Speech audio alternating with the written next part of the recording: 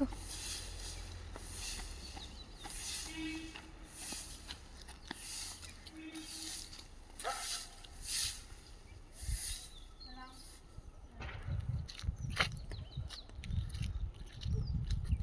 आप सभी को नमस्कार। जैसे कि आप देख सकते हैं कि मैं इसी गार्डन में एक्सरसाइज करने आती हूँ।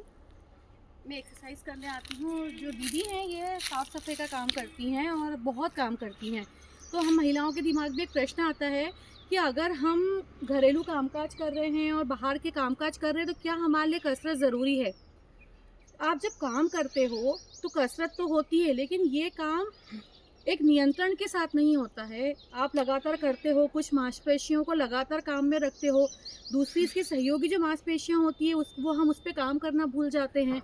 और हम लगातार काम करने लेने से बीच में ब्रेक और रुकते नहीं है।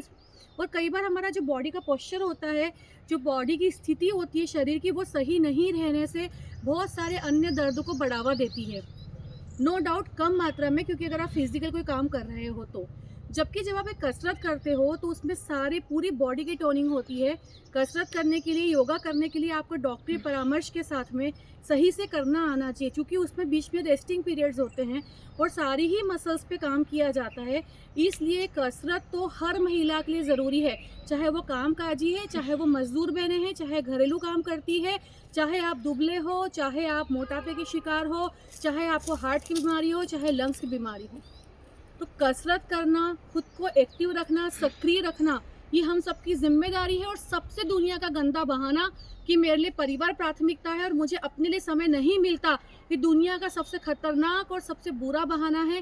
क्योंकि जो महिला अपने आप का ध्यान नहीं रख सकती है, इस बात की कोई गारंटी नहीं कि वो अपने परिवार को अच्छे से रखती है। क्योंकि एक महिला से बच्चे सीखते हैं, और जब एक महिला कसरत नहीं करती है, सही जीवन शैली नहीं अपनाती, तो वो कभी भी अपने बच्चों को सही जीवन शैली नहीं दे पाती है।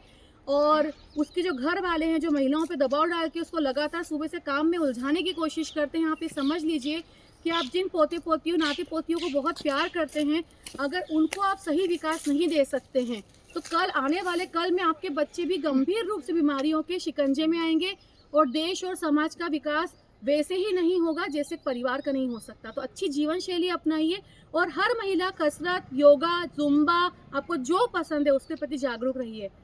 तो दीदी आपको भी करना है। हाँ।